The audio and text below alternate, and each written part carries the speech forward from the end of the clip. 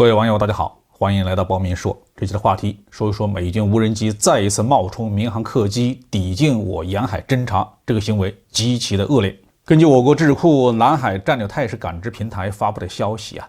6月16号，一架美国空军的 RC-135右电子侦察机前往黄海、东海侦察，一架美国空军的 E-3B 预警机，一架美国海军的 MQ-4C 无人侦察机前往东海活动。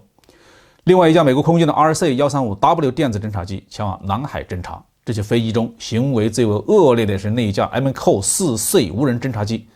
正确的航空识别码是 A15C76， 进入东海上空以后就篡改为虚假的识别码249249。这已经不是美军第一次使用虚假的识别码了，从2020年初以来，使用虚假识别码已经是美军的常态。美军的这些飞机呢，并没有侵犯中国的领空，但是进入了中国的航空识别区。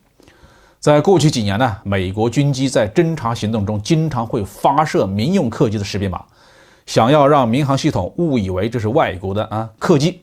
这种做法很明显就是多此一举了，因为美军明明可以直接关闭应答器，却偏要使用虚假的识别码。美军的目的是什么呢？美国这样做主要出于两个方面的考虑。首先就是为了保证侦察过程的安全，因为我国东南沿海周边的空域是世界上航线最繁忙的地区之一，如果美国在进行侦察的时候不公布自己的真实位置，要是和其他航线的客机撞击了，那么事情就麻烦了。第二个原因就是美国这样伪装能够帮助侦察行动更加顺利的进行，因为美国有很多侦察机的外形都和一些客机非常相似，所以能够轻松的混入民航客机的队伍之中。如果冒用其他同型号客机的识别码，美国就能够非常轻松的瞒天过海。而普通的侦察机只要一进入识别海域，就会遭到各种严格的监视。美军这样做也是为了能够获取更多的情报吧。利用虚假的民航识别码进行伪装侦察的行为，违反了国际公约，对航线上其他正常客机的飞行安全造成了严重的安全威胁。历史上也因为这种事儿出过非常惨痛的教训。1983年的9月1号清晨，大韩航空007号班机进入前苏联领空，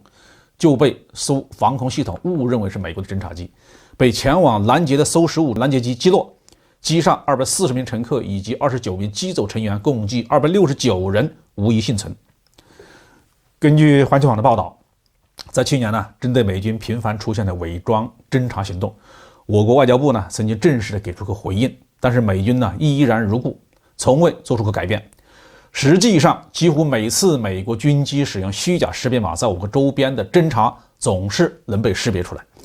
就像这一次 MQ-4C 无人机一样，它的飞行轨迹、什么时候改变的识别码，全都在我军的掌握之下。